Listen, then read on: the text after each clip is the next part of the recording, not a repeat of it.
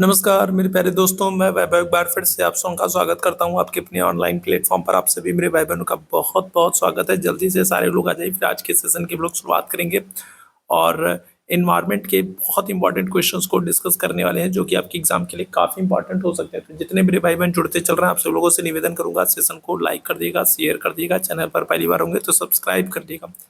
तो चलिए शुरू करते हैं आज की क्लास को। पहला प्रश्न आपके सामने है, निम्नलिखित भारतीय राज्यों में से किस राज्य की कोई समुद्री सीमा नहीं है? तो नहीं आपसे पूछ रहा है, पहले प्रश्न का आप लोगों को आंसर करना है। कौन सा भारतीय राज्य जिसकी कोई भी समुद्री सीमा नहीं है? तो आंसर करेंगे क्या हो जाएगा? गुजरात है, राजस्थान है, महाराष्ट्र है या फिर गोवा है। तो देखो यहाँ पर हम लोग बात करेंगे तो ये हमारा दक्षिण भारत है, प्रायद्वीपीय भारत है, और जो समुद्री जो सीमा है ना, वो जो जल सीमा है, तो वो इन्हीं सारे राज्यों से सटी हुई है। आपको याद रखना है कि कौन कौन से राज्य हैं जो समुद्री सीमा पर स्थित हैं। तो कौन कौन से राज्य हो जाएंगे? तो टोटल 9 राज्य हैं। ठीक है, कितने? तो टोटल 9 राज्य हैं जो समुद्री सीमा पर स्थित है। 9 राज्य कौन कौन से हैं? तो देखो, सबसे पहले अगर हम लोग बात करेंगे तो गुजरात है। ठीक है, गुजरात है। इसके बाद अगर हम लोग बात करेंगे कौन है, तो गुजरात के बाद महाराष्ट्र है। महाराष्ट्र के बाद अगर हम लोग बात करेंगे तो कौन सा? तो गोवा है। गोवा के बाद अगर हम लोग बात करेंगे तो कर्नाटक है, और कर्नाटक के बाद केरल है। तो ये 5 राज्य हो गए।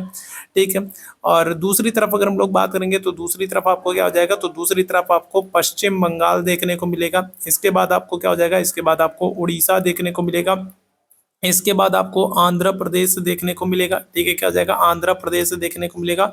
और लास्ट में आपको तमिलनाडु देखने को मिलेगा। तो टोटल कितने? टोटल 9 राज्य स्थित हैं समुद्री तट सीमा पर। अब यहाँ पर आप देखोगे तो आपको गुजरात भी देखने को मिल गया, आपको गोवा भी देखने को मिल गया, और आपको महाराष्ट्र भी देखने को मिल गया।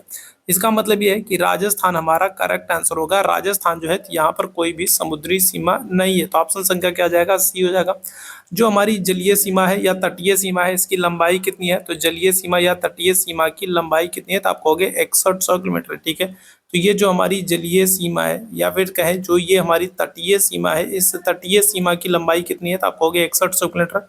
और इसमें जब हम लोग लक्षद्वीप और अंडमान निकोबार द्वीप समूह को मिला देते हैं, ठीक है, क्या कर देते हैं? तो जब हम लोग लक्षद्वीप और अंडमान निकोबार द्वीप समूह को मिला देते हैं, तो फिर ये तटरेखा की जो लंबाई है ये बढ़ करके कितनी? तो ये बढ़ करके हो जाती है 7500 किलोमीटर। ठीक है, कितनी हो जाती है? तो ये बढ़ करके हो जाती है 7500 किलोमीटर। और अगर आपसे सबसे लंबी तटरेखा वाले राज्य पूछ ले कि सबसे लंबी समुद्री सीमा या फिर जलीय सीमा या फिर कहें तटीय सीमा किस राज्य की है, तो कौन कौन से राज्य होंगे? तो सबसे लंबी तटीय सीमा जो है, जो जलीय सीमा है, वो है गुजरात की। गुजरात के बाद आपको याद रखना है आंध्र प्रदेश है। आंध्र प्रदेश के बाद तमिलनाडु है, और तमिलनाडु के बाद अगर हम लोग बात करेंगे तो कौन है? तो महाराष्ट्र है। तो ये 4 सबसे लंबी तटरेखा वाले राज्य हैं। ये 4 क्या हैं? तो सबसे लंबी तटरेखा वाले राज्य हैं। सबसे छोटी तटरेखा आपसे पूछा जाएगा तो सबसे छोटी तटरेखा आप क्या कहोगे? तो सबसे छोटी तटरेखा गोवा की है। ठीक है, कहाँ की? तो सबसे छोटी तटरेखा कहाँ की है? तो गोवा की। तो पहले प्रश्न का ऑप्शन संख्या सी बिल्कुल करेक्ट जाएगा। अगले प्रश्न की तरफ चलेंगे। किसी नदी के प्रदूषण स्तर की माप कैसे होती है बताइएगा। बहुत इंपॉर्टेंट सा पूछा गया प्रश्न है, क्या जाएगा? चलिए जल्दी से सारे लोग आंसर करेंगे, क्या हो जाएगा? तो किसी नदी के प्रदूषण स्तर की माप कैसे होती है, आपसे ये प्रश्न पूछा जा रहा है। फटाफट सभी अच्छे वाले मेरे भाई बहन फटाफट आंसर करेंगे, और ऐसे प्रश्न आप लोगों के लिए बहुत ही इंपॉर्टेंट है। तो ऐसे प्रश्नों को आप लोग गलत नहीं कर सकते हो। तो बताइएगा क्या जाएगा? तो किसी भी नदी के प्रदूषण स्तर की माप कैसे होती है, तो आप आंसर करोगे BOD से। ठीक है, किससे? तो BOD से। अच्छा, BOD का आपसे फुल फॉर्म भी पूछा जाता है, तो आप क्या कहोगे? तो आप कहोगे बायोकेमिकल ऑक्सीजन डिमांड। इसका फुल फॉर्म भी आपसे पूछा गया है, तो क्या कहोगे? तो आप कहोगे बायोकेमिकल बायो क्या कर दोगे? तो आप कहोगे क्या हो जाएगा? तो आप कहोगे बायोकेमिकल ऑक्सीजन डिमांड। ठीक है, क्या हो जाएगा? तो बायोकेमिकल ऑक्सीजन डिमांड जो है, तो ये क्या होता है? तो ये BOD का फुल फॉर्म होता है, और ये पानी में घुल करके पानी के शुद्धता की क्या करती है? तो जो है पानी की शुद्धता की जांच करती है। ठीक है, ध्यान रखिएगा। तो BOD बायोकेमिकल ऑक्सीजन डिमांड के माध्यम से किसी भी नदी के प्रदूषण स्तर की माप की जाती है। ऑप्शन संख्या क्या आ जाएगा? तो C आंसर हो जाएगा। ठीक है, अगले प्रश्न की तरफ चलेंगे। अगला प्रश्न, वायरस संक्रमण से होने वाला रोग है, टाइफाइड है, कॉलेरा है, जुकाम है, मलेरिया है, तो बताएंगे क्या जाएगा? तो इस तरीके के प्रश्न आपसे खूब पूछे जाते हैं। आपसे पूछा जाता है कि कौन है जो बैक्टीरिया से हो रहा है, या फिर कौन सा है जो वायरस से हो रहा है, या फिर आपसे पूछता है कि कौन है जो जो प्रोटोजोआ से हो रहा है, ठीक है, प्रोटोजोआ से हो रहा है, या फिर आपसे पूछ रहा है कि जो कौन है ऐसा जो फंगस से, कवक से हो रहा है। तो इस तरीके से आपसे प्रश्न बनते हैं, इस तरीके से प्रश्न आपसे बनते हैं, हर बार आपसे यहाँ से इस वाले टॉपिक से प्रश्न बनता है, तो ये बहुत इंपॉर्टेंट है। अभी फिलहाल आपसे पूछ रहा है कि वायरस की वजह से क्या हो रहा है, तो क्या आंसर करोगे, तो आंसर करेंगे ऑप्शन संख्या सी हो जाएगा, जुकाम हो जाएगा। ठीक है, देखो जो जुकाम है, जो फ्लू है ना, जो फ्लू है, सर्दी खांसी जुकाम बुखार जो है, तो ये आपका वायरस से होता है। इसके अलावा अगर हम लोग बात करेंगे जैसे एड्स हो गया, तो एड्स भी क्या हो रहा है, तो एड्स भी जो है ये भी वायरस से हो रहा है। इसके अलावा अगर हम लोग बात करेंगे तो जो छोटी माता बड़ी माता होती हैं, जिसको आप चेचक कहते हो, छोटी माता बड़ी माता जिसको आप चेचक कहते हो, चिकन पॉक्स कहते हो, तो ये भी क्या हो रहा है, तो ये भी आपका वायरस से हो रहा है। ठीक है, ध्यान रखिएगा। और इसी तरीके से अगर हम लोग बात करेंगे जो स्वाइन फ्लू है, ठीक है, जो स्वाइन फ्लू है, या फिर जो बर्ड फ्लू है, ठीक है, क्या है, तो स्वाइन फ्लू, बर्ड फ्लू जो है, ये सब भी क्या है, तो ये अगर हम लोग कोरोना की बात कर लेंगे तो कोरोना भी क्या हो रहा है, तो कोरोना भी, ये सब किससे, तो ये सब वायरस से हो रहे हैं। ठीक है, याद रखिएगा। प्रोटोजोआ से क्या होता है, तो प्रोटोजोआ से मलेरिया और फाइलेरिया होता है। ठीक है, क्या होता है, प्रोटोजोआ से अगर हम लोग बात करेंगे क्या होता है, तो मलेरिया और फाइलेरिया जो है, ये प्रोटोजोआ से होता है। ठीक है, इसके अलावा अगर हम लोग फंगस से बात करेंगे तो खुजली हो गया, दांत खाज हो गया, गंजापन हो गया, तो ये सब क्या हो गया, खुजली हो गया, दांत खाज हो गया, या फिर कहें गंजापन हो गया, तो ये सब किससे, तो ये सब जो है, ये सब फंगस की वजह से होता है। बैक्टीरिया की वजह से, देखो बैक्टीरिया की वजह से क्या होता है, बैक्टीरिया की वजह से रेबीज होता है। ठीक है, क्या होता है, रेबीज, रेबीज नहीं होगा, सॉरी रेबीज नहीं होगा, रेबीज भी आपका वायरस से ही हो जाएगा। ठीक है, बैक्टीरिया की वजह से क्या होगा, प्लेग होगा। ठीक है, क्या होगा, प्लेग होगा। अगर आपसे रेबीज पूछ लिया जाए तो कुत्ते के काटने से होता है, तो रेबीज भी आपका क्या होगा, तो रेबीज भी वायरस से ही होगा। ठीक है, बैक्टीरिया जो है, बैक्टीरिया से क्या होगा, तो आप प्लेग, प्लेग किससे होता है, तो बैक्टीरिया से होता है। तो इस तरीके से आप चीजों को याद रखेंगे। ठीक है, आगे बढ़ेंगे अगले प्रश्न की तरफ। पृथ्वी, भारत में कृषि को प्रभावित करने वाला मौसम का सबसे महत्वपूर्ण तत्व कौन सा है, तो बताइएगा क्या जगह, तो भारत में कृषि को सबसे ज्यादा प्रभावित कौन सा तत्व करता है, तापमान है, आर्द्रता है, पवन है, या फिर वृष्टि है, तो क्या हो जाएगा, तो भारत, आपको पता है भारत एक कृषि प्रधान देश है, और भारत में जो कृषि की जाती है वो बहुत अधिक हद तक किस पर, तो वर्षा पर निर्भर करती है। क्या होता है, तो भारत के जो किसान हैं तो उनके पास आज भी सिंचाई के बहुत अधिक साधन उपलब्ध नहीं है। वो क्या करते हैं, तो वो वर्षा के भरोसे होते हैं कि पानी बरसेगा तो सिंचाई के लिए हमको जल उपलब्ध होगा। तो जो सबसे महत्वपूर्ण जो तत्व है जो भारतीय कृषि को प्रभावित करता है वो क्या है, तो वो वर्षा है। कभी कभी क्या होता है, आप देखोगे कि पानी नहीं बरसता है जिसकी वजह से पूरी फसल बर्बाद हो जाती है, और कभी कभी इतना ज़्यादा पानी बरस जाता है कि तो भी फसल बर्बाद हो जाती है। कभी कभी क्या होता है, जो किसान है वो वर्षा के भरोसे बैठे रहते हैं। तो सबसे ज़्यादा जो प्रभावित करने वाला जो तत्व है वो क्या है, तो वो वर्षा है। ऑप्शन संख्या क्या आ जाएगा, तो डी आंसर करेंगे। आगे बढ़ेंगे अगले प्रश्न की तरफ। वायुमंडल की सबसे ठंडी परत कौन सी होती है, इस प्रश्न को हम लोग पहले कई बार डिस्कस कर चुके हैं और बहुत ही महत्वपूर्ण है, पूछा गया प्रश्न। ताप मंडल है, मध्य मंडल है, क्षोभ मंडल, या फिर आयन मंडल, क्या हो जाएगा, तो सबसे पहले तो आपको क्रम याद होना चाहिए। आपको क्या होना चाहिए, आपको परतों का क्रम याद होना चाहिए। तो सबसे पहले सबसे निचली जो परत होती है वो कौन सी होती है, वो होती है क्षोभ मंडल होती है। ठीक है, कौन सी, तो सबसे निचली परत जो होती है वो होती है क्षोभ मंडल होती है, और सारी मौसम संबंधी जो घटना है वो यहीं पर होती है। ठीक है, क्या होता है, तो मौसम संबंधी जो भी घटनाएं होती हैं वो कहाँ पर होती हैं, तो वो क्षोभ मंडल में होती हैं। फिर चाहे बादल गरजना हो, बिजली चमकना हो, आंधी आना हो, तूफान आना हो, बवंडर आना हो, चक्रवात आना हो, सभी मौसम संबंधी घटनाएं क्या हो जाएंगी, यही क्षोभ मंडल में होती हैं। इसके बाद क्या होता है, इसके बाद समताप मंडल होता है। समताप मंडल की अगर हम लोग बात करेंगे तो पहला तो आप याद रखिएगा कि यहाँ पर मौसम संबंधी घटना नहीं होती है, इसलिए वायुयान उड़ाने के लिए आदर्श मंडल होता है। ठीक है, क्या होता है, तो वायुयान उड़ाने के लिए क्या होता है, वायुयान उड़ाने के लिए अगर हम लोग बात करेंगे तो आदर्श मंडल होता है। क्यों, क्योंकि यहाँ पर मौसम संबंधी घटना नहीं हो रही, मौसम संबंधी घटना जो है वो क्षोभ मंडल में हो जा रही है। तो समताप मंडल में मौसम साफ रहता है, ना बादल रहता है, ना चिड़िया रहता है, ना पक्षी रहते हैं। ठीक है, ना बिजली चमकने का या बिजली गिरने का कोई टेंशन रहता है, तो कोई मौसम संबंधी घटना नहीं होती, इसलिए वायुयान उड़ाने के लिए आदर्श मंडल होता है। ठीक है, दूसरी चीज आपको याद रखना है, इसी समताप मंडल में क्या होता है, ओजोन परत आपको देखने को मिलती है। ठीक है, क्या होती है, तो इसी समताप मंडल में अगर हम लोग बात करेंगे तो ओजोन परत भी देखने को मिलती है, याद रखिएगा। ठीक है, चलिए इसके बाद हम लोग बात करेंगे, इसके बाद कौन सा है, तो इसके बाद मध्य मंडल आएगा। ठीक है, कौन सा, मध्य मंडल आएगा। मध्य मंडल की बात करेंगे तो ये सबसे क्या है, तो ये सबसे ठंडा मंडल है। ठीक है, क्या, तो मध्य मंडल की हम लोग बात करेंगे तो ये क्या है, तो ये सबसे ठंडा मंडल है, ठीक है, ध्यान रखिएगा। इसके बाद क्या हो जाएगा, तो इसके बाद अगर हम लोग बात करेंगे तो आयन मंडल है। आयन मंडल से क्या होता है, तो आयन मंडल से रेडियो तरंगें परावर्तित होती हैं, ठीक है, क्या होता है, तो आयन मंडल से अगर हम लोग बात करेंगे क्या होती है, तो रेडियो तरंगें परावर्तित होती हैं। कौन से मंडल से, आयन मंडल से। रेडियो तरंगें परावर्तित होती हैं कहाँ से, तो आयन मंडल से, ठीक है। इसके बाद फिर क्या होता है, इसके बाद लास्ट में होता है आपका बाह्य या फिर बहिर्मंडल होता है, और यहाँ पर क्या होते हैं, यहाँ पर कृत्रिम उपग्रह छोड़े जाते हैं।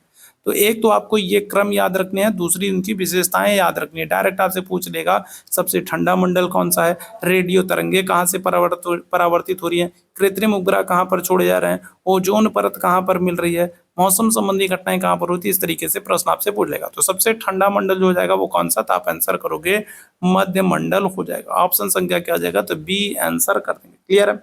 चलिए अगले प्रश्न की तरफ चलेंगे। अगला प्रश्न आपके सामने है, इनमें से कौन सी एक ग्रीन हाउस गैस है, बताएंगे क्या जाएगा, तो कौन सी ग्रीन हाउस गैस है। ग्रीन हाउस गैसों से देखिए अक्सर प्रश्न बनता रहता है, ठीक है। जैसे अगर हम लोग बात करें जैसे कौन सी, तो देखो कार्बन डाइऑक्साइड जो है, तो ये एक ग्रीन हाउस गैस है। इसके अलावा अगर हम लोग बात करेंगे नाइट्रस ऑक्साइड, ठीक है, कौन सी, तो नाइट्रस ऑक्साइड अगर हम लोग बात करें, नाइट्रस ऑक्साइड को हम लोग क्या करते हैं, तो इसको हम लोग लॉफिंग गैस भी कहते हैं, ठीक है, क्या करते हैं, तो नाइट्रस ऑक्साइड को हम लोग लॉफिंग गैस कहते हैं। तो नाइट्रस ऑक्साइड क्या है, तो ये भी एक ग्रीन हाउस गैस है।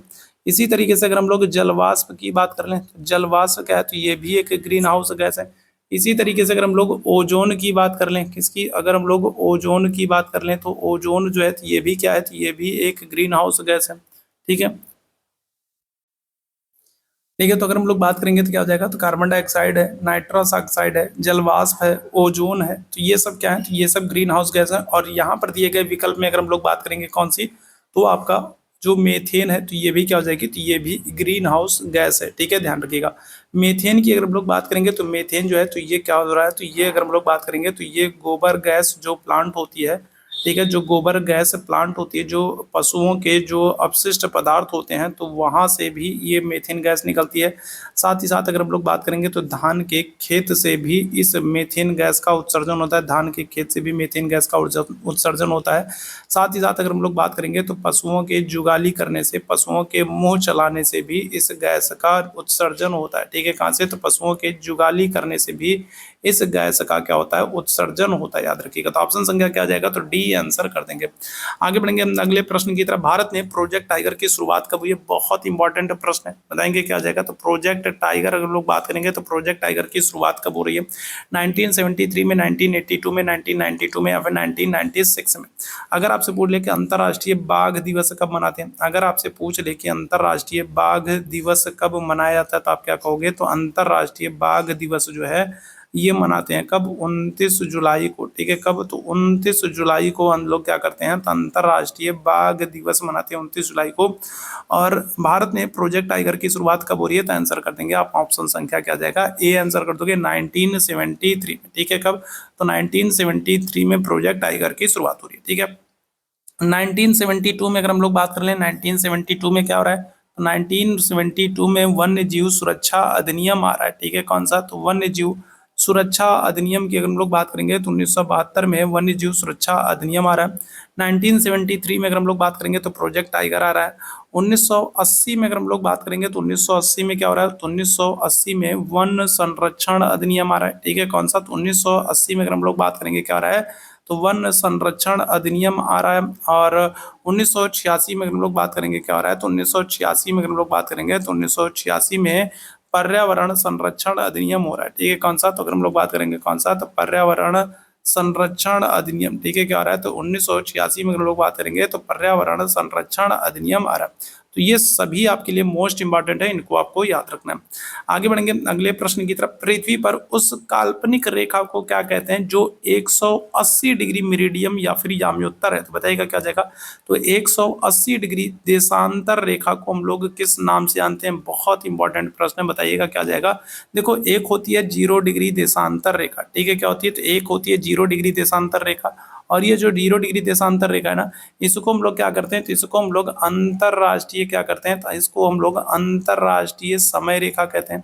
0 डिग्री देशांतर जो है तो इसको हम लोग क्या करते हैं, तो इसको हम लोग अंतरराष्ट्रीय समय रेखा कहते हैं। साथ ही साथ आप याद रखेंगे जो 0 डिग्री देशांतर रेखा है ना, इसको हम लोग और क्या करते हैं, इसको हम लोग प्रधान याम्योत्तर रेखा भी कहते हैं। ठीक है, क्या करते हैं, तो इसको हम लोग प्रधान याम्योत्तर रेखा भी कहते हैं। साथ ही साथ आपको याद रखना है जो 0 डिग्री देशांतर रेखा है, तो ये 0 डिग्री देशांतर रेखा ग्रीनविच लंदन से गुजरती है, इसलिए इसको ग्रीनविच रेखा भी कहते हैं। ठीक है, क्या करते हैं, तो इसको ग्रीनविच रेखा तो कहते ही है, 0 डिग्री देशांतर रेखा भी कहते हैं, प्रधान याम्योत्तर रेखा भी कहते हैं, अंतर्राष्ट्रीय समय रेखा भी कहते हैं।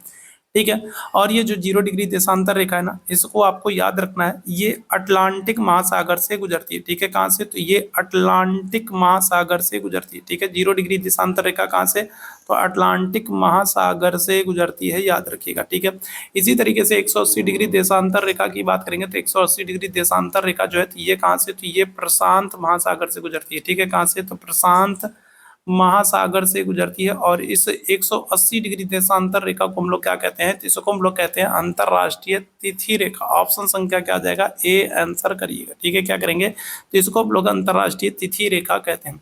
अगले प्रश्न की तरफ चलेंगे। अगला प्रश्न, निम्नलिखित में से किस राज्य में गोल्फ ऑफ मन्नार मेरीन राष्ट्रीय पार्क स्थित है। गुजरात में, तमिलनाडु में, अंडमान में, पश्चिम बंगाल में, तो बताइएगा क्या जाएगा, तो गल्फ ऑफ मन्नार मेरीन राष्ट्रीय पार्क किस राज्य में स्थित है, आपसे ये पूछ रहा है। तो सबसे पहले आपको पता होना चाहिए गल्फ ऑफ मन्नार, मन्नार की खाड़ी कहाँ पर है, तो मन्नार की खाड़ी आपको पता है कि जो मन्नार की खाड़ी है वो कहाँ पर है, तो वो भारत और श्रीलंका के बीच में मन्नार की खाड़ी, अगर हम लोग बात करेंगे तो मन्नार की खाड़ी कहाँ पर है, तो देखो ये है अपना प्यारा भारत है, और यहाँ पर क्या है, तो यहाँ पर श्रीलंका है, और यहाँ पर क्या है, तो यहाँ पर गल्फ ऑफ मन्नार है, मन्नार की खाड़ी है। तो मन्नार की खाड़ी आपको कहाँ पर देखने को मिल रही है, तो आपको तमिलनाडु के पास देखने को मिल रही है। ऑप्शन संख्या क्या आ जाएगा, तो बी आंसर कर दोगे। तमिलनाडु में गल्फ ऑफ मन्नार मेरीन राष्ट्रीय पार्क स्थित है। इधर मन्नार की खाड़ी है और इधर क्या है, तो इधर बंगाल की खाड़ी है, और इन दोनों को जोड़ती है कौन सी, पाक जल संधि जोड़ती है। ठीक है, याद रखिएगा, और भारत और श्रीलंका को अलग करती है। तो क्या हो जाएगा, करेक्ट आंसर कर देंगे ऑप्शन संख्या बी, तमिलनाडु। तमिलनाडु में कौन कौन सा उत्सव मनाया जाता है, तो क्या कहोगे, तो आप कहोगे एक तो पोंगल उत्सव मनाया जाता है, दूसरा अगर हम लोग बात करेंगे कौन सा, तो दूसरा अगर हम लोग बात करेंगे तो जल्लीकट्टू उत्सव मनाया जाता है। ठीक है, कौन सा, तो दूसरा अगर हम लोग बात करेंगे तो दूसरा जल्लीकट्टू, पोंगल उत्सव मनाया जाता है। साथ ही साथ जल्लीकट्टू उत्सव जो है ये तमिलनाडु में मनाया जाता है। साथ ही साथ तमिलनाडु का लोक नृत्य अगर आपसे पूछा जाएगा तो आप क्या कहोगे, तो आप कहोगे भरतनाट्यम है। ठीक है, तमिलनाडु का लोक नृत्य क्या है, तो आप क्या कहोगे, तो भरतनाट्यम। ठीक, आगे बढ़ेंगे अगले प्रश्न की तरफ। अगले प्रश्न का आंसर करेंगे, जनगणना 2011 के अनुसार भारत में लिंगानुपात कितना है। 2011 की जनगणना के अनुसार भारत में लिंगानुपात कितना है। अच्छा, अगर आपसे सबसे अधिक लिंगानुपात पूछ ले, ठीक है, क्या कर ले, आपसे सबसे अधिक लिंगानुपात पूछ ले कि सबसे अधिक लिंगानुपात किस राज्य का है। अगर आपसे क्या कर ले, अगर आपसे पूछ ले सबसे अधिक लिंगानुपात किस राज्य का है, तो आप क्या कहोगे, तो आप कहोगे केरल का। ठीक है, कहाँ का, तो केरल का सबसे अधिक लिंगानुपात है। और अगर आपसे सबसे कम पूछ ले कि सबसे कम लिंगानुपात कहाँ का है, तो क्या कहोगे, तो फिर आप कहोगे हरियाणा। ठीक है, कहाँ पर, तो हरियाणा में आपको सबसे कम लिंगानुपात देखने को मिलेगा। केरल में अगर हम लोग बात करेंगे सबसे अधिक लिंगानुपात देखने को मिल जाएगा। ठीक है, अच्छा, लिंगानुपात अगर आपसे पूछा जाए तो भारत का लिंगानुपात क्या है, तो 2011 की जनगणना के अनुसार अगर आपसे पूछा जाए, 2011 की जनगणना के अनुसार अगर आपसे पूछा जाए तो जो भारत का लिंगानुपात है वो कितना है, वो 943 है। ठीक है, कितना है, तो 943। अब क्योंकि ऑप्शन में 943 तो दिख नहीं रहा, तो 943 के आसपास क्या है, तो ये 940 है, तो हम फिलहाल इसी को आंसर कर देंगे।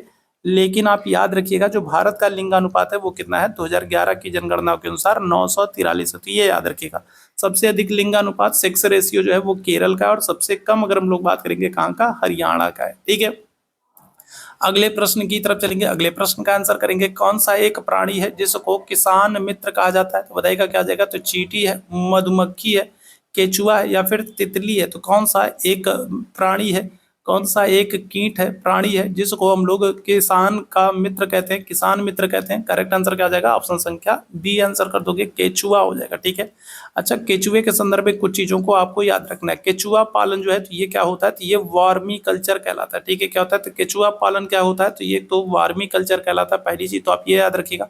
दूसरा, किसान मित्र कहलाता है। और तीसरा प्रश्न आपको याद रखना है कि जो केचुआ है ये क्या करता है, तो ये अपने त्वचा से श्वसन करता है। ठीक है, किससे, तो त्वचा से अगर हम लोग बात करेंगे तो त्वचा से श्वसन करता है केचुआ, ये याद रखिएगा। ठीक है, मधुमक्खी पालन अगर हम लोग बात करेंगे तो मधुमक्खी पालन क्या होता है, तो एपी कल्चर कहलाता है। ठीक है, क्या होता है, तो मधुमक्खी पालन क्या होता है, तो ये आपका एपी कल्चर कहलाता है, याद रखेंगे। ठीक है, ऐसे प्रश्न भी आपके एग्जाम में पूछे जाते हैं। पर्यावरण को बचाने के लिए चिपको आंदोलन बताइएगा कौन सा राज्य? तो चिपको आंदोलन की बात हो रही है। बताइएगा क्या हो जाएगा? चिपको आंदोलन किस राज्य में शुरू किया गया था?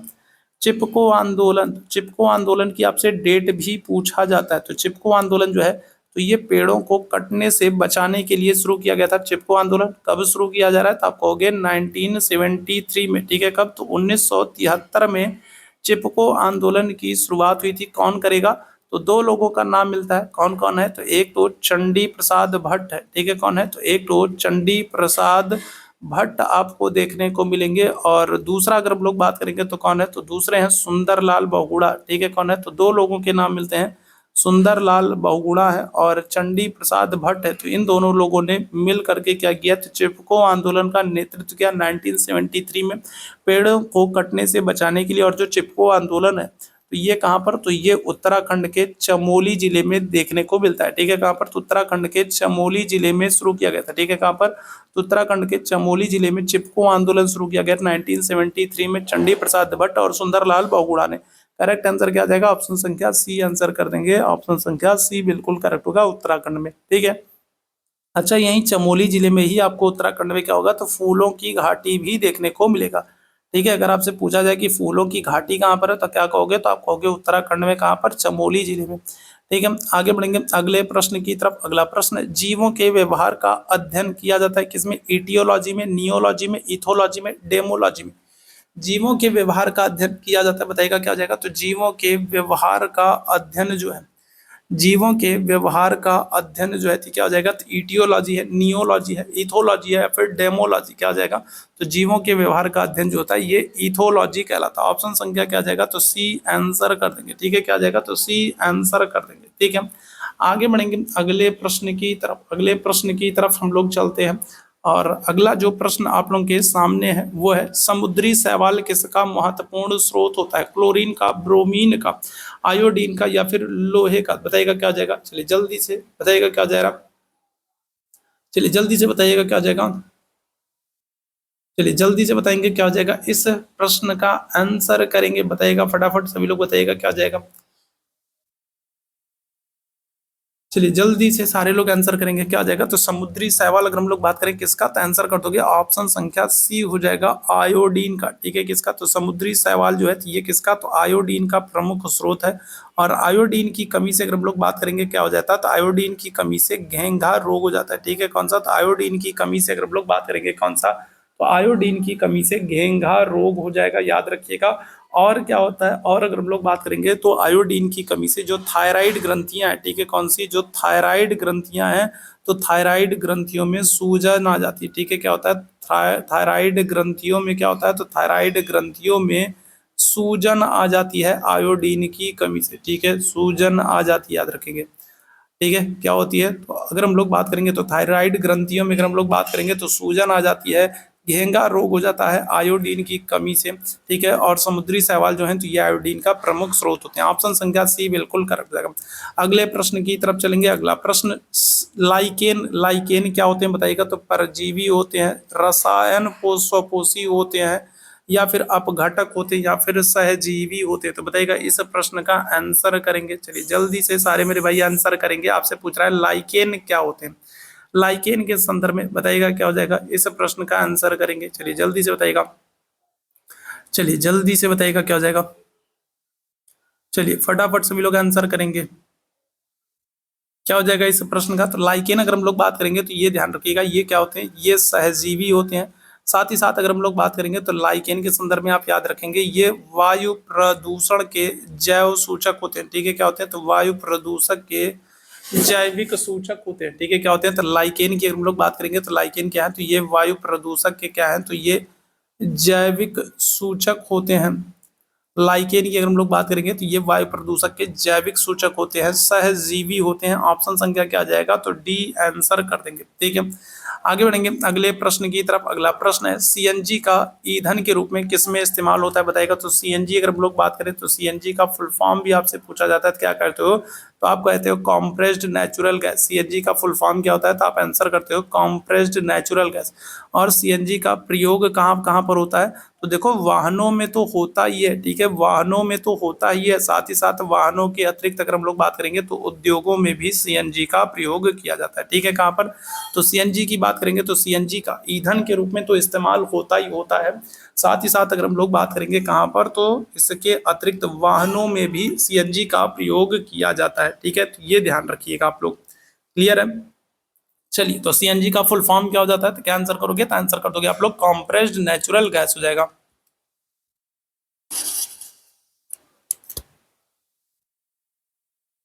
चलिए आगे बढ़ेंगे अगले प्रश्न की तरफ। अगला प्रश्न आपके सामने है। अगला प्रश्न कह रहा है पर्यावरण जागरूकता का किसके द्वारा सृजन किया जा सकता है। तो अगर हम लोग पर्यावरण के प्रति हमको जागरूक होना है तो कैसे होगा, व्याख्यान के द्वारा, समूह वार्तालाप के द्वारा, क्षेत्रीय भ्रमण के द्वारा या फिर अध्ययन के द्वारा।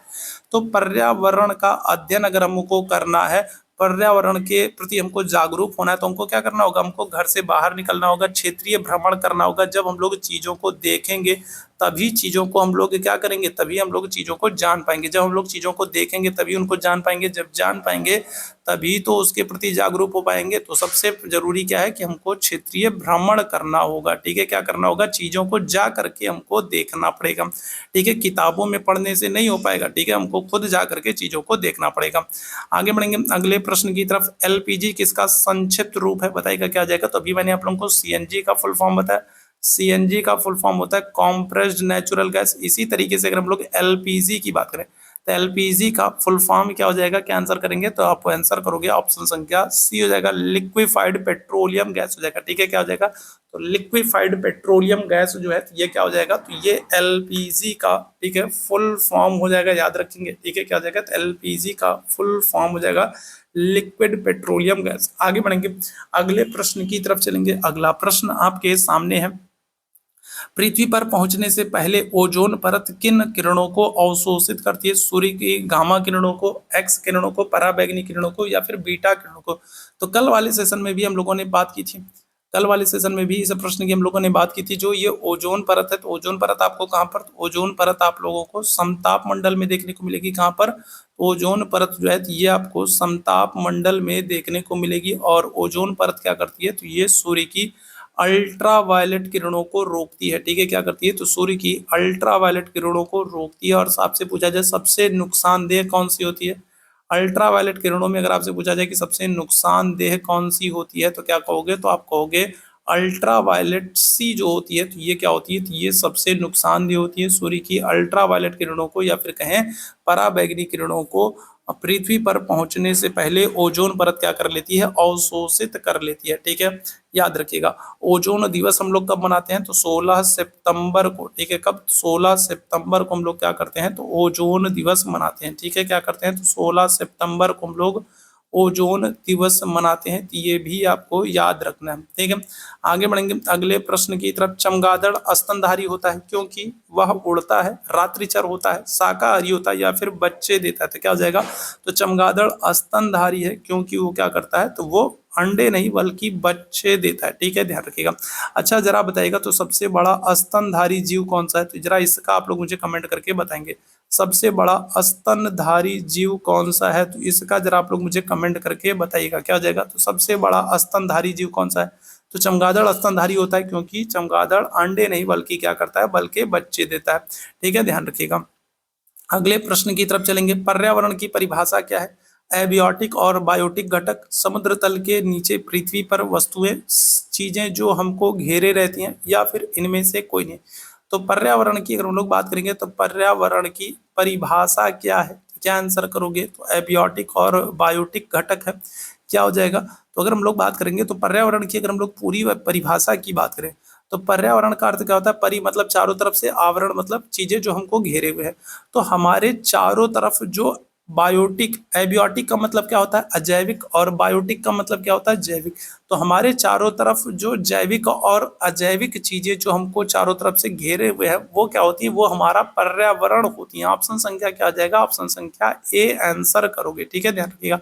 सी आंसर मत करना, चीजें जो हमको घेरे रहती है ये मत करिएगा, गलत हो जाएगा। आप आंसर क्या करोगे, आप आंसर करोगे ऑप्शन संख्या ए को, एबियोटिक और बायोटिक घटक।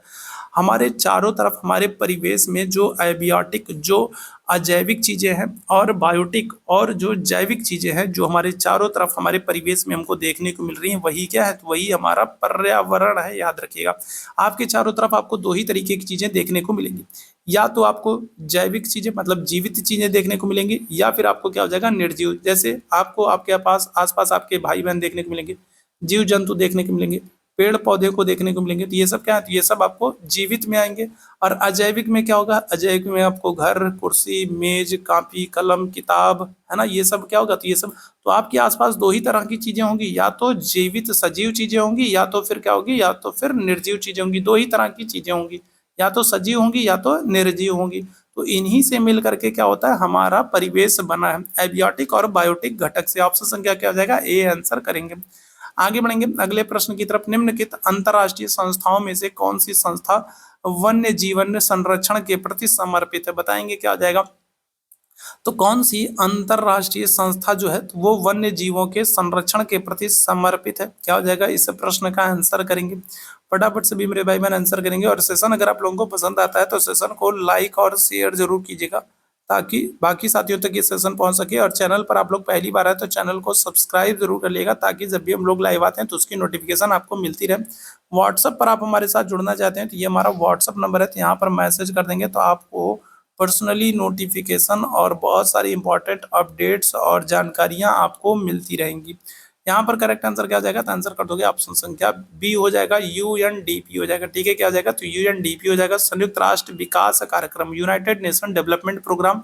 इसकी स्थापना कब हो रही है, तो आप कहोगे 1965 में, 1965 में इसकी स्थापना हो रही है। और इसका हेडक्वार्टर आपको कहाँ पर, तो इसका हेडक्वार्टर आपको न्यूयॉर्क में देखने को मिल जाएगा। ठीक है, तो यूएनडीपी जो है, तो यूनाइटेड नेशंस डेवलपमेंट प्रोग्राम, संयुक्त राष्ट्र विकास कार्यक्रम जो है, तो ये वन्य जीवन संरक्षण के प्रति समर्पित है। 1965 में इसकी स्थापना हो रही है और इसका हेडक्वार्टर आपको, ठीक है, कहाँ पर, तो न्यूयॉर्क में देखने को मिल जाएगा। आगे बढ़ेंगे अगले प्रश्न की तरफ। कृत्रिम वर्षा के लिए मेघ बीजन के लिए प्रयुक्त होता है, बताएगा। तो कृत्रिम वर्षा के लिए किसका इस्तेमाल होता है, किसका प्रयोग होता है, बहुत बार ये प्रश्न पूछा गया, मोस्ट इंपॉर्टेंट, बताएंगे क्या जाएगा। तो कृत्रिम वर्षा के लिए किसका प्रयोग करते हैं। अच्छा, कृत्रिम वर्षा कराई क्यों जाती है। कृत्रिम वर्षा जो है, तो याद रखिएगा, ये वायु प्रदूषण की समस्या से निपटने के लिए होता है। ठीक है, क्या होता है, तो कृत्रिम वर्षा जो होती है ये मुख्य रूप से क्या होता है, तो वायु प्रदूषण की समस्या से निपटने के लिए, वायु प्रदूषण को कम करने, रोकने या समाप्त करने के लिए कृत्रिम वर्षा कराई जाती है। और इसमें किसका प्रयोग करते हैं, तो आंसर कर दोगे ऑप्शन संख्या सी हो जाएगा, सिल्वर आयोडाइड का। ठीक है, किसका, तो ऑप्शन संख्या क्या जाएगा, तो सी आंसर कर देंगे, सिल्वर आयोडाइड का। ऑप्शन संख्या क्या जाएगा, तो सी आंसर करेंगे। ठीक है, आगे बढ़ेंगे अगले प्रश्न की तरफ। बायोडीजल फसल तैयार की जाती है यूट्रिकुलेरिया, जेट्रोफा, देवदार या फिर यूकेलिप्टस। कई बार ये प्रश्न पूछा गया, क्या हो जाएगा, तो बायोडीजल फसल जो है तो ये तैयार की जाती है किससे, तो आप आंसर कर दोगे ऑप्शन संख्या बी हो जाएगा, जेट्रोफा। क्या हो जाएगा, जेट्रोफा। ठीक है, यूकेलिप्टस के संदर्भ में भी आप याद रखिएगा, इसको क्या करते हैं, तो इसको पारिस्थितिकी आतंकवादी कहा जाता है। ठीक है, क्या करते हैं, तो इसको पारिस्थितिकी आतंकवादी कहते हैं। ठीक है, याद रखिएगा, क्या करते हैं, तो इसको पारिस्थितिकी आतंकवादी कहते हैं। साथ ही साथ याद रखिएगा, यूकेलिप्टस जो है इसको सफेदा नाम से भी जानते हैं। ठीक है, क्या करते हैं, तो इसको सफेदा नाम से भी जानते हैं, यूकेलिप्टस को सफेदा नाम से भी जानते हैं और इसे पारिस्थितिकी आतंकवादी कहा जाता है। ठीक है, आगे बढ़ेंगे अगले प्रश्न की तरफ। विश्व ओजोन दिवस कब मनाते हैं, क्या आ जाएगा, तो आज ही के सेशन मैंने आप लोगों को बताया क्या आ जाएगा, तो विश्व ओजोन दिवस कब मनाते हैं, तो आंसर कर दोगे 16 सितंबर को ओजोन दिवस मनाते हैं। ठीक है, 5 जून को क्या करते हैं, तो 5 जून को पर्यावरण दिवस मनाते हैं। ठीक है, क्या करते हैं, तो 5 जून को क्या करते हैं, तो पर्यावरण दिवस मनाते हैं। ठीक है, ध्यान रखिएगा। ठीक है, चलिए 25 अप्रैल की बात करेंगे। तो 25 अप्रैल को क्या करते हैं, तो 25 अप्रैल को मलेरिया दिवस मनाते हैं। ठीक है, क्या करते हैं, तो 25 अप्रैल को क्या करते हैं, तो मलेरिया दिवस मनाते हैं। और 21 मार्च की अगर हम लोग बात करेंगे तो 21 मार्च को क्या करते हैं, तो 21 मार्च को वानिकी दिवस मनाते हैं। ठीक है, क्या करते हैं, तो 21 मार्च की अगर हम लोग बात करेंगे तो वानिकी दिवस मनाते हैं। साथ ही साथ याद रखेंगे डाउन सिंड्रोम दिवस भी मनाते हैं। ठीक है, क्या करते हैं, तो वानिकी दिवस और डाउन सिंड्रोम दिवस मनाते हैं। कब, 21 मार्च को। क्लियर है, चलिए आगे बढ़ेंगे अगले प्रश्न की तरफ। सिल्वी कल्चर संबंधित है किससे, सिल्क से, फूल से, उर्वरक से, वन और वन्य उत्पाद से। सिल्वी कल्चर आपसे पूछ रहा है, बताएंगे क्या जाएगा, सिल्वी कल्चर किससे संबंधित है, आंसर कर देंगे ऑप्शन संख्या ए हो जाएगा, वन और वन्य उत्पाद से। क्या जाएगा, ऑप्शन संख्या ए आंसर कर देंगे। क्या जाएगा, तो ऑप्शन संख्या क्या जाएगा, ए आंसर कर देंगे, वन और वन्य उत्पाद से। ठीक है, अगले प्रश्न का आंसर करेंगे, निम्नलिखित में से किस जनपद में चंद्रप्रभा वन्यजीव अभ्यारण्य स्थित है। चंद्रप्रभा वन्यजीव अभ्यारण्य की बात करेंगे तो इसकी स्थापना कब हो रही है, तो इसकी स्थापना 1957 में हो रही है। और याद रखिएगा ये उत्तर प्रदेश का पहला, ठीक है, क्या है, तो उत्तर प्रदेश का पहला वन्यजीव अभ्यारण्य है और ये अपने आप में बहुत ही महत्वपूर्ण है। उत्तर प्रदेश का पहला वन्यजीव अभ्यारण्य है, कौन सा, तो चंद्रप्रभा है। और इसकी स्थापना 1957 में हो रही है और कहाँ पर हो रही है, तो आंसर कर देंगे उत्तर प्रदेश के चंदौली जिले में। ऑप्शन संख्या क्या आ जाएगा, तो बी आंसर कर दीजिएगा। आगे बढ़ेंगे अगले प्रश्न की तरफ। अगला प्रश्न, इनमें से कौन द्वितीय श्रेणी का उपभोक्ता है। हाथी है, शेर है, सांप है या फिर बकरी। देखो हाथी जो है तो ये क्या है, तो ये शाकाहारी है और शाकाहारी है तो फिर ये द्वितीय श्रेणी का हो ही नहीं सकता। याद रखिएगा क्या होगा, तो ये द्वितीय श्रेणी का हो ही नहीं सकता। बकरी अगर हम लोग बात करेंगे तो बकरी क्या है, तो शाकाहारी है और अगर शाकाहारी है तो ये द्वितीय श्रेणी का हो ही नहीं सकता। क्यों, क्योंकि शाकाहारी जो है वो प्रथम श्रेणी में आते हैं। ठीक है, द्वितीय श्रेणी में अगर हम लोग बात करेंगे कौन हो जाएगा, तो आप आंसर करोगे सांप हो जाएगा। देखो टिड्डा जो होता है, तो टिड्डा क्या है, तो ये प्रथम श्रेणी का है, शाकाहारी है, प्रथम श्रेणी का। और टिड्डे को कौन खाता है, तो टिड्डे को खाता है सांप खाता है। ठीक है, कौन खाता है, तो टिड्डे को सांप खाता है। तो ये सांप क्या हो जाएगा, तो ये सांप जो है ये द्वितीय श्रेणी का उपभोक्ता हो जाएगा।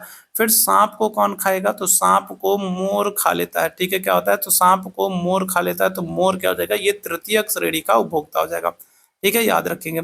आगे बढ़ेंगे अगले प्रश्न की तरफ। झूम खेती कहाँ पर होती है, केरल में, बिहार में, मेघालय में, तमिलनाडु में। तो आपको पता है झूम खेती जो है ये पहाड़ी क्षेत्रों में होती है, पर्वतीय क्षेत्रों में होती है, जो ढलान वाले क्षेत्र होते हैं वहां पर होती है। और यहाँ पर करेक्ट आंसर क्या जाएगा, ऑप्शन संख्या सी आंसर कर दोगे, मेघालय में। ठीक है, कहाँ पर, तो मेघालय आंसर कर दोगे, पहाड़ी पर्वतीय क्षेत्रों में झूम खेती होती है। ऑप्शन संख्या क्या आ जाएगा, तो सी आंसर करेंगे। आगे बढ़ेंगे अगले प्रश्न की तरफ। शुष्क बर्फ किसका ठोस रूप है। बहुत इंपॉर्टेंट सा ये प्रश्न है और कई बार प्रीवियस ईयर में पूछा गया। बताएंगे क्या जाएगा, शुष्क बर्फ किसका ठोस रूप होता है। अमोनिया का, कार्बन डाइऑक्साइड का, नाइट्रोजन का, ऑक्सीजन का। क्या हो जाएगा, करेक्ट आंसर कर दोगे, ऑप्शन संख्या बी हो जाएगा, कार्बन डाइऑक्साइड का। ठीक है, किसका, तो आप आंसर कर दोगे किसका, ऑप्शन संख्या बी हो जाएगा, कार्बन डाइऑक्साइड का ठोस रूप होता है शुष्क बर्फ। ऑप्शन संख्या बी बिल्कुल करेक्ट हो जाएगा। तो ये आज का महत्वपूर्ण सेशन था। हम लोगों ने एनवायरनमेंट के कुछ बहुत ही अच्छे वाले क्वेश्चंस को डिस्कस किया जो कि प्रीवियस ईयर में आपके एग्जाम में बार बार पूछे गए हैं। और उम्मीद है सेशन आप लोगों को पसंद भी आया होगा। सेशन पसंद आया हो तो सेशन को लाइक जरूर कीजिएगा, शेयर जरूर कीजिएगा, कमेंट करके जरूर बताइएगा आज की क्लास आप लोगों को कैसी लगी। और चैनल पर पहली बार है तो चैनल को सब्सक्राइब जरूर कर लीजिएगा ताकि जब भी हम लोग लाइव आते हैं तो उसकी नोटिफिकेशन आपको मिलती रहे। साथ ही साथ हमारे साथ व्हाट्सएप पर जुड़ना चाहते हैं या फिर आपका कोई डाउट है तो आप इस नंबर पर मैसेज करके आप अपने डाउट को पूछ सकते हैं। जो कुछ भी हो सकता है आपकी शंका समाधान करने का प्रयास किया जाएगा। तो अभी के लिए हम लोग बस इतना ही करेंगे। थैंक यू सो मच, आप सभी अच्छे वाले भाई बहनों को मेरे साथ जुड़ने के लिए थैंक यू सो मच।